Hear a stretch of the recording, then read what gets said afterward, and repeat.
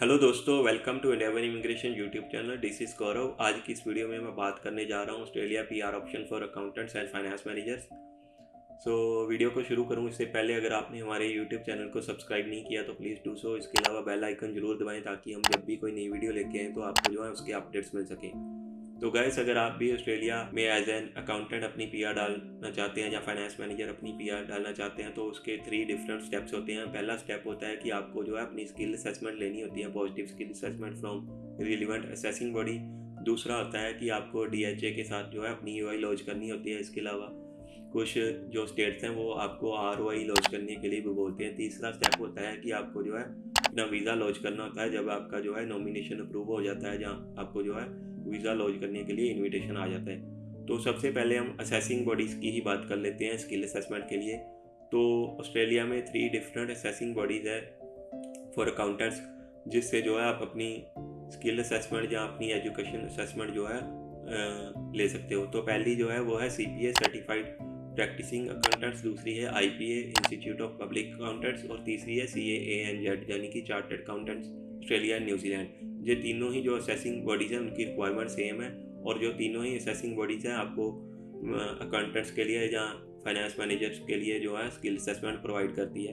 तो इसमें अब मैं मेन ऑक्यूपेशंस की बात कर लेता हूँ। तो इनमें टोटल 6 ऑक्यूपेशंस आते हैं जिसको जो है सीपीए, आईपीए या CAANZ असेस करता है। लेकिन जो 3 ऑक्यूपेशंस मेन है वो है अकाउंटेंट जनरल या जनरल अकाउंटेंट, उसके बाद है मैनेजमेंट अकाउंटेंट और पोस्ट अकाउंटेंट, तीसरा है फाइनेंस मैनेजर्स। सो ये तीनों ऑप्शन जो ऑक्यूपेशंस है किसी में भी जो है आप अपनी असेसमेंट अप्लाई कर सकते हो। अब हम बात कर लेते हैं एलिजिबिलिटी की। तो एलिजिबिलिटी के लिए आपको जो है अपनी मिनिमम बैचलर डिग्री की होनी चाहिए इन highly relevant field. Highly relevant field जो आती है वो आती है बैचलर ऑफ बिजनेस काउंटिंग या बैचलर ऑफ काउंटिंग।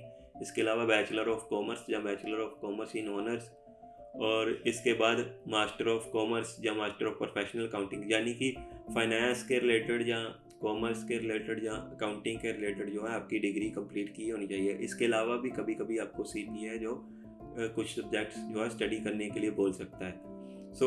इसके अलावा आपको जो है आइल्स या पीटी में भी स्कोर चाहिए होते हैं। आइल्स, अगर आप अपनी आइल्स से स्किल असेसमेंट अप्लाई करना चाहते हैं तो आपको 7 ईच की रिक्वायरमेंट होती है। अगर आप पीटी से अपनी जो है स्किल असेसमेंट अप्लाई करना चाहते हैं तो आपकी जो रिक्वायरमेंट रहती है वो 65 ईच रहती है। तो अब हम बात कर लेते हैं वीज़ा ऑप्शंस की। अगर आपकी जो है एज एन अकाउंटेंट या फाइनेंस मैनेजर जो है पॉजिटिव स्किल असेसमेंट आ जाती है तो आप जो है वीज़ा सब क्लास 189 जो कि point based skilled independent visa होता है उसके लिए भी एलिजिबल हो सकते हैं। आप जो है 190 वीज़ा भी डाल सकते हैं जो स्टेट नॉमिनेटेड वीज़ा होता है, वो भी पीआर होती है। इसके अलावा 491 वीज़ा जो होता है regional sponsor visa by states और टेरिटरीज, जो कि एक प्रोविजनल पीआर होती है, उसके लिए भी जो है आप एलिजिबल हो जाते हैं।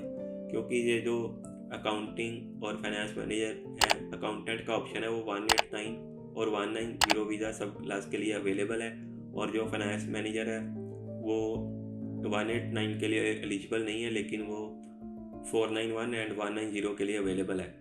तो ये सारे जो ऑक्यूपेशन है इसमें आ जाते हैं। तो this is the process to apply your skill assessment and lodge EOI and then आपका जो है जब आपको इनविटेशन आता है तो वीज़ा लॉन्च करने के लिए। इसके अलावा अगर आपको अपनी जो है असेसमेंट लेनी है या आपको अपनी जो है एलिजिबिलिटी चेक करनी है तो आप हमें जो है अपना रिज्यूमे शेयर कर सकते हैं और आप हमें असेसमेंट के लिए 9658296581 पे जो है कॉन्टैक्ट कर सकते हैं। Thanks for watching this video, see you in the next video.